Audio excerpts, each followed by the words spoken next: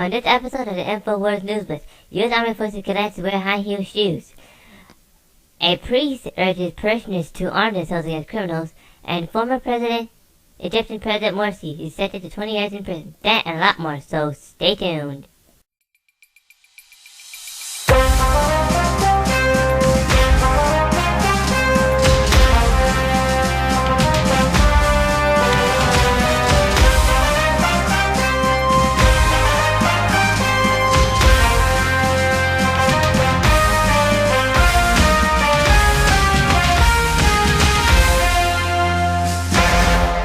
Okay, folks, this is the first article of the day here, and this is not of April, a late April Fool's joke. This is exactly what happened. An article written by Paul Joseph Watson says that basically cadets were forced to wear high-heel shoes. You heard me right. Wearing red high-heel shoes. The title is called U.S. Army FORCES Cadets wear high-heel shoes to promote Feminist campaign. Underneath it says ROTC cadets told their careers would be finished if they refused to participate. I'm just going to play the video here for you all. So, here it is. Based around the completely debunked and fraudulent college rape culture myth by wearing spray-painted red high heels. And they were basically told that if they didn't participate, their careers would be over. This has emerged out of a Reddit post from a cadet who participated in the event. Here's his text message, which went viral on Reddit yesterday. Tomorrow morning our entire battalion is doing this walk a mile in our shoes event where we all walk a mile with bright red high heels in place of our boots to promote awareness for sexual abuse on campus. Attendance is mandatory, and if we miss it we get a negative counselling. So he basically says that he was forced to go out and buy a pair of female shoes, high heels, spray paint them red. He ends the text by stating, "This is hands down the stupidest fucking thing I've done." And basically this was then confirmed by other cadets who were forced to participate. Quote, "They were threatened with negative counselling statements and OERs if they didn't participate. It was pretty much, do this or we'll kill your career before it even starts." I mean, seriously, who in the hell is running the US Army? Imagine what ISIS is thinking when they see this. Imagine what the Russian military is thinking when they see this. They must be rolling around on the floor, laughing their frigging heads off. I mean, it would still be absolutely ridiculous if this was voluntary. But it was mandatory. Again, another example of how third-wave feminism... Yep, that's what I thought. I mean... And underneath it says here that basically, there's an update here, you can see it right here. The fact basically is that,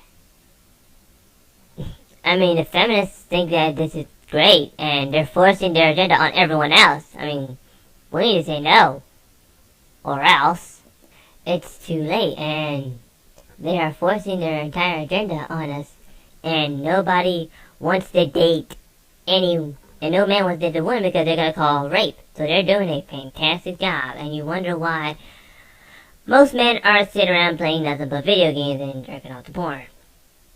But I digress. An article written by Kirk Nemo is titled, "Not in Mayberry Anymore. Priest urges parishioners to arm themselves against criminals." Underneath it says, Catholics churches says churches are gun-free zones. Well, no duh. And countless priests in Ann Arbor, Michigan has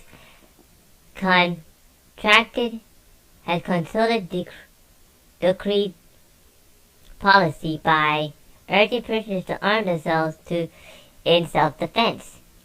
Reverend Edward Fried of Christ the King Catholic Church sent a letter earlier this month to parishioners telling them they are not living in Mayberry. No duh.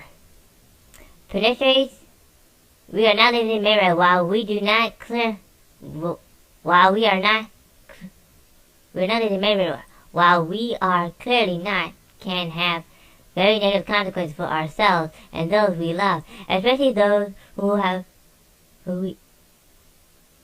we have been responsible to protect. If we are not in Mayberry, is there a real threat? Fred asks. Fred writes that there are very specific threats that are not adequately addressed by civil authorities and police. He then mentions the chief of police of Detroit, who last year repeatedly called on good and law-abiding Detroitans to arm themselves against criminals in the city. I mean, it's an absolute no-brainer, folks. Less guns means more crime. More guns means less crime. And Detroit is also a gun-free zone, so technically that would also make sense. I mean, Rahm Emanuel runs the entire place right there. I mean, even the FBI's own numbers say that. But the establishment doesn't want their parade to be armed, so the criminals can have their way with them. And I'm very happy that basically this church here, this priest says that you gotta arm yourselves. I mean, hey, way to go, buddy. I'm rooting for you. Okay, folks, this is the last article of the day here, and it is an article from FoxNews.com. The article is titled, Ousted Egyptian President Morsi sentenced 20 years in prison for a connection with protesters' deaths. Well, it's about time. The article was also linked by Infowars.com. The article says that Egyptian criminal court on Tuesday sentenced ousted Muslim President Mohamed Morsi to 20 years in prison in charge of linking to the killing of protesters in 2012. The conviction, which can be adaptable, appealed, and muted Muslim reaction followed it, underscores the dramatic downfall of Morsi, 63, an Egyptian's once powerful Muslim Brotherhood group. However, Morsi escaped receiving a death sentence in the case where Islamists decreed as a farce. Tuesday's ruling was the first verdict to be issued against a country's first freely elected leader. You mean put in power, thanks to Google's Arab Springs.